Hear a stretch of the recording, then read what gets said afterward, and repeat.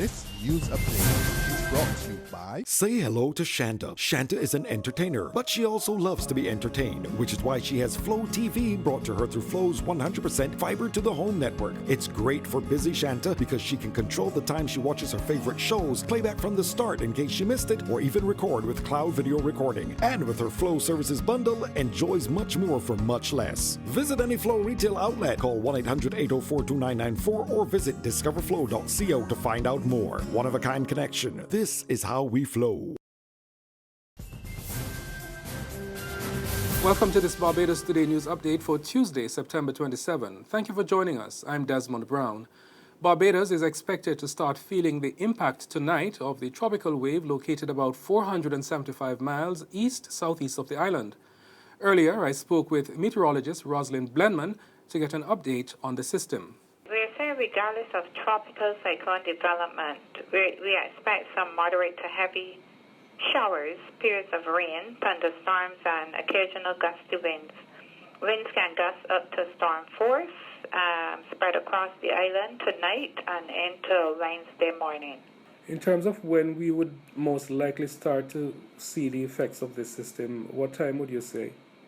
We can't pin down an exact time, but we're seeing anytime probably early night into around midnight and then into the early hours of the morning. Has there been any significant change in the speed and how the system is developing since the last bulletin? No, actually, the speed remains in the vicinity of 15 to 20 knots, westward to west-northwestward, which is about 24 to 32 kilometers an hour. And in terms of the current forecast track, which side of the island is it most likely to pass closest to? Well, we still expect the center of the system to pass to the south of Barbados at this point in time. But we will be better able to update you after a Hurricane Hunter goes into the system. We will have a better fix on the system then. And our news team was in the north of the island this morning to hear our residents are responding to the advice to prepare for the approaching weather system. I always prepare for that because something is come so unexpectedly. I always prepare. So in terms of in terms of the batteries and stuff, the lights and lanterns? I got everything. Except water. Except water. So you want enough rainfall to catch water to use. In terms of the food stuff in store, that is always prepared, but it's the water. Water is the major problem right now. So how you plan to get some water? Well, as usual, gotta go to the standpipes. Well, every extra we can have for those buckets to catch water. Not like it's the only meter of water we can get. I ain't seeing the trucks. And right now things real bad. So you stock up on canned foods and stuff like that? Yes, they stock up on canned food. They always stock up on canned food. There's one thing to make sure I go. In other news, renowned Barbados and Caribbean criminologist Yolande Ford has debunked a myth of convicted persons repaying a debt to society when sentenced to serve time in prison. Speaking to the Maurice Bayer Polyclinic Men's Group in St. Peter last night on how and why crime raises its ugly head and what we can do about it, Ford reminded the audience that it is the Barbadian taxpayer who is in fact doing the paying. You know, when somebody goes to prison, and this old concept we used to have, I used to hear a lot of older people talk about, well, you know, he's going to prison and he's paying his debt to society.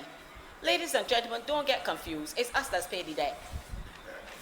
Those fellas sitting down and lying down up there don't pay anything, ladies and gentlemen. It is us paying. It is our taxpayers' money. Where on earth did you get this thing from about paying debt to society? I don't know if that used to happen before I was born in 1965, but I don't know what payment they used to do. They don't pay anything. It's your taxpayers' money. Police are seeking the assistance of the public in locating a missing woman. Missing is 19-year-old Shanice Nurse of Spring Farm, St. Thomas. She was last seen on Thursday, September 22 in Black Rock, St. Michael. Her clothing is unknown. Shanice is 5 feet 6 inches tall, stoutly built, light brown complexion, brown eyes, faded eyebrows, straight nose, thick lips, full-breasted, erect appearance, and walks with a slouch. Anyone with information on the whereabouts of Shanice Nurse is asked to contact Holtown Police Station at 419-1700 419-1701, the emergency number 211, or the nearest police station. There's regional and international news after this short break. Secure your future, be financially strong. Since 1983, we have been there for you. A smart range of products, great tax benefits. We're the solution to your hopes and your dreams. The Barbados Workers Union Cooperative Credit Union. The Barbados Workers Union Cooperative Credit Union. Humble beginnings to smart loans, smart savings. Save smart and borrow smarter. That's the move for me. Stability, prosperity. We're the solution to your hopes and your dreams. The Barbados Workers Union Cooperative Credit Union. The Barbados Workers Union Cooperative Credit Union. In regional news, in Guyana, the David Granger administration is taking what it calls concrete steps to assist small businesses in the country. Minister of Business Dominic Gaskin says assistance for small businesses would come by way of a Small Businesses Act. The act makes provisions for at least 20% of public procurement going to small businesses. That is in the areas of goods and services. And that is something that has been ignored during the previous administration. It was never really effected. We have made a commitment to developing a program which is also required under the Act, and we believe that will create opportunities for small businesses to access government spending, and we feel that that would be a major, will have a major impact on small businesses in Guyana. On the international scene, the two U.S. presidential candidates have clashed over jobs, terrorism, and race in a bitter television debate. The attacks turned personal as Republican Donald Trump accused his rival Hillary Clinton of not having the right temperament to be president. Meanwhile, Mrs. Clinton baited Mr. Trump by pointing out that he refuses to release his tax returns. The New York showdown could be the most watched debate in television history, with up to 100 million viewers. Here are some key moments from the debate. Really, by the end of this evening, I'm going to be blamed for everything that's ever happened. Why not? Why not? Yeah, why not? Just join the debate by saying more crazy things.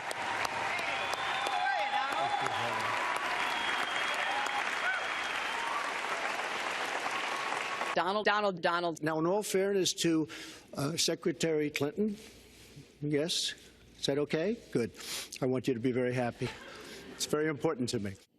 Donald, she has a name. Where did you find Her this? name Where is did you find Alicia this? Machado. Where did you find it? And Hillary, I just ask you this.